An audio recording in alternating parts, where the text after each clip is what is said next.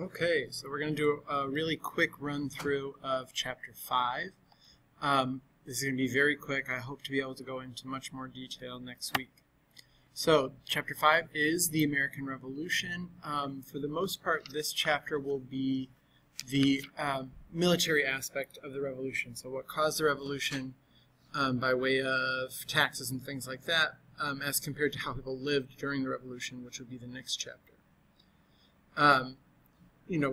This is gonna be the time we talk about George Washington and Ben Franklin leading this rebellion against the British government. Here we can see that the war really begins first in the press. People are unhappy with some of the tightening up of the empire that the crown begins to do after the 7 Years' or the French and Indian War, as an attempt to pay for the debts incurred through war. So you can see here that a devil is used to represent the laws of the Lord in Massachusetts, who is trying to demand payment of taxes through the Stamp Act. Now, Parliament believed, the big phrase is no taxation without representation, but Parliament believed that they had a virtual representation, that the House of Commons, because it was elected by the people, the common people of England, it therefore represented all the common people of the world. And therefore, they were allowed to tax any of their colonists rather than ask for permission. Of course, because of ideas from the Enlightenment and John Locke, this was not the case across the board. Colonists believed, of course, that they deserved the right to vote and to participate, as we saw in the last chapter. That's a very active issue in the Americas. So some Americans start to stand out, start to speak against it, right? James Otis is sadly a forgotten founding father, but he becomes sort of the face of the Boston Revolution, right? And Boston really becomes is really where it all begins. Bostonians being well educated and the most affected by financial burdens placed on them by Parliament. The first big event really is the Stamp Act, which is an attempt by the Crown to collect taxes on some very simple things.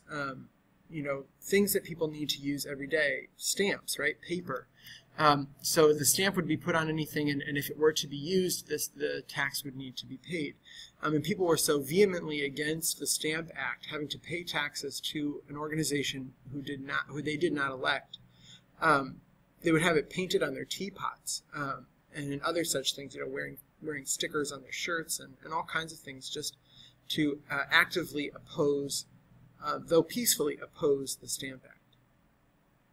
Eventually, this breaks out into more riotous behavior, which is a manifestation of John Locke's idea that if the government is not serving the people appropriately, that the government should rebel, or that the people should rebel against the government. And you can see that here, that the people would remind their leaders through mob, riots and things like that they had the ability to overthrow the government if that's what they wanted to do. You see organizations like the Sons of Liberty making very clear claims that anybody who follows or uses these stamps denies themselves liberty and is a pawn of the crown. And here are just some great examples of the stamps and how much 1 penny or this stamp would be put on paper, right? Here they are actively violating the use of these stamps, putting all the stamps on one page and refusing to pay them. Eventually, this all comes to all this tension between the people of the city and the military, who came to fight the 7 Years' War but never really left because of the tensions over collecting these taxes. And in 1775, on a snowy evening, some dock workers begin taunting and throwing snowballs, or more likely ice balls, at at some British soldiers. In the confusion, the British soldiers are told to fire upon the colonists, and after, I'm sorry, 1770, not 1775.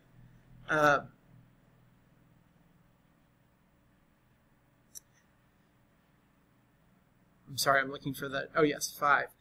So after it was all over, 5 were left dead. Of course, we don't normally think of 5 as a massacre, but this really represented the oppression of the crown, right? That the crown could come in and shoot some harmless merchants for what seemed like, fooling around. It later came out that that these men were in serious danger, and actually it's John Adams, the future second president of the United States, who defends the British against the colonists. But there's this belief now that the colonies have liberty and that they have every right to defend their liberty. And so rather than just not paying the taxes, they actively work against them, right? We have the famous Boston Tea Party depicted here in the background, and this is a taxman being tarred and feathered by a group of Bostonians. As I said, it's the Bostonians who are most responsible. And Parliament responds with more restrictions. They're often called the Intolerable Acts. Here we see a group of Catholic cardinals dancing around the Quebec Bill, because the Quebec Bill was part of the Intolerable Acts.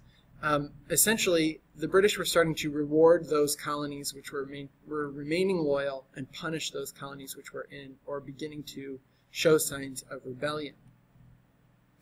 The first battle, the actual fighting of the war, occurs at Concord, Massachusetts. This is, the famous ride of Paul Revere, the British are coming, the British are coming. Of course, what he really said was the regulars are coming. Everybody was British, or at least everybody thought of themselves as British.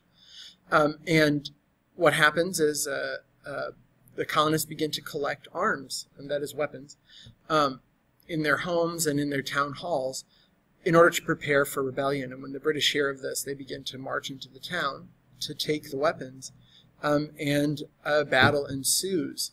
And we'll do a little bit of work on this next week to find out how successful the colonists were at the Battle of Lexington and Concord, which is often remembered, it's called the shot heard round the world, because it starts the war, but turns out not to be as great as Americans think.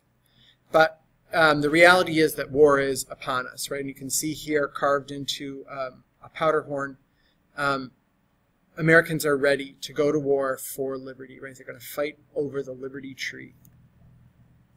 And really, a lot of this is pushed forward by one of those Enlightenment thinkers, Thomas Paine. And Paine writes a pamphlet called Common Sense, and essentially he outlines what John Locke said. He says this is happening in America, and the British have no right to treat us the way they are, or the Parliament has no right to treat us the way they are, and therefore we have a right to revolt. Not all people in the colonies are ready for revolt. It's actually a small group of colonists, particularly the wealthy ones, who get together and decide that America needs to, after several attempts to try to build up or maintain or find peace with the king, they eventually come to the understanding that that's not going to happen. Again, we'll talk about this next week. But and they draft this Declaration of Independence. And here you can see a draft of it. And we will talk a lot more about the Declaration next week. But here, you can see that America becomes sort of a symbol for liberty across the world, and that the British are then, who had long been sort of the symbol of liberty for the world themselves, are now attacking the new symbol for liberty.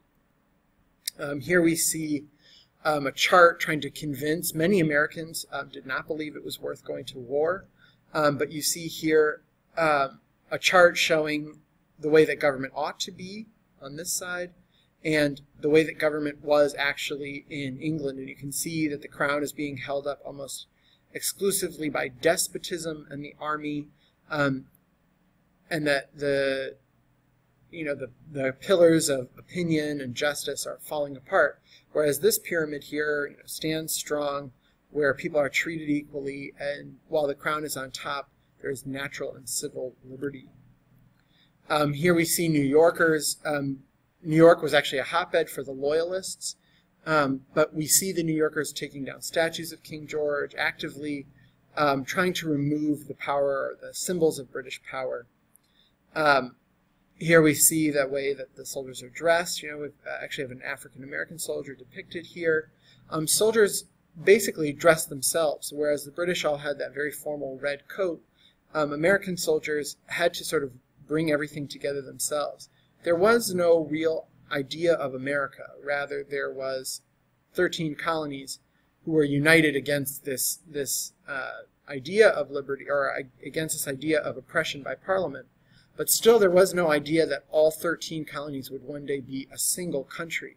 And so each colony had its own militia, its own uniforms. Of course, there was the Continental Army, which was being run by George Washington. But for the most part, you could see that the soldiers all looked very different. The early part of the war for the colonists is just tremendous loss. It's over and over and over again. First, the city of Boston is lost, then the city of New York is lost, then Boston is regained, and then Philadelphia is lost, and so on and so forth, particularly in the northern part of the war, right? The Revolutionary War is essentially broken into two parts. There's the Northern War and the Southern War. And although the map shows more American victories, the reality is that the British were winning for the first 3 years of the war just continuously. George Washington was in retreat more often than he was in attack. And we'll talk a lot more about this next week. The war in the South, very similar. It starts off with a tremendous number of losses. But in the North, in the South, rather than in the North where they fight in more formal battles, in the South they begin to use sort of Native American tactics to chase the British, use their numbers against them, and chase the British further north to try to keep them out of their colonies. Let's see. Eventually the war comes to an end at Yorktown. Lord Cornwallis, British general, is forced to surrender after the French Navy finally arrives to help the American army. Remember that the French and the British have never gotten along, and therefore it makes sense that the French would want to fight, right? The enemy of my enemy is my friend. We will, of course, talk about that some more as well. But Cornwallis surrenders, and in 1781 the war is over. And we can see what the new map of North America looks like in 1783.